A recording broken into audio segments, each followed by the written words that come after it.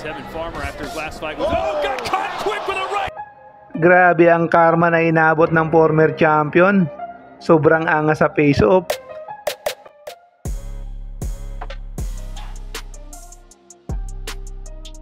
Nag-angas pa rin sa weigh-in.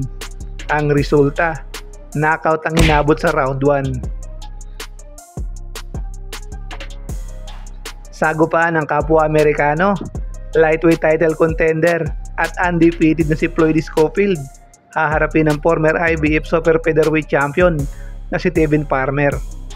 Kung matatandaan ninyo, si Schofield ang dapat sana'y makakalaban ni Shakur Stevenson sa nakaraang Riyadh season. Ngunit nag-backout ito 4 na araw bago ang laban. Ayon sa report ay napag-alaman na nalason pala ito. Samantalang itong si Tevin Farmer ay 2 beses naman napalaban kay William Cepeda at kapwa dikit ang laban na yan. Gustong bumawi ni Tevin Farmer sa laban na ito kaya inangasan ng sobra itong si Schofield. Samantalang itong si Schofield tahimik lang.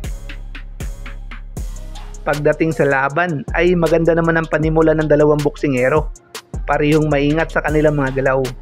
Pero pansin naman agad, ang bilis at lakas ay nasa panig ng batang boksingero na si Schofield. Nice right hand.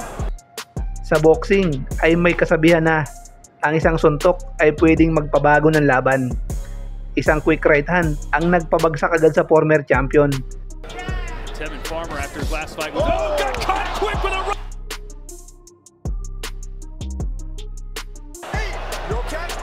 The hand speed and the Kapag nasa ganitong sitwasyon na ang boksingero, ay talagang hindi na ito pagbibigyan ng kanyang kalaban.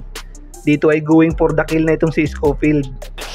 William Cepeda couldn't do the job. Floyd Schofield did. Mangiyak-ngiyak na lang itong si Schofield sa kanyang impresibong panalo. Samantalang itong si Farmer ay nakayuko lang at dismayado sa kanyang performance.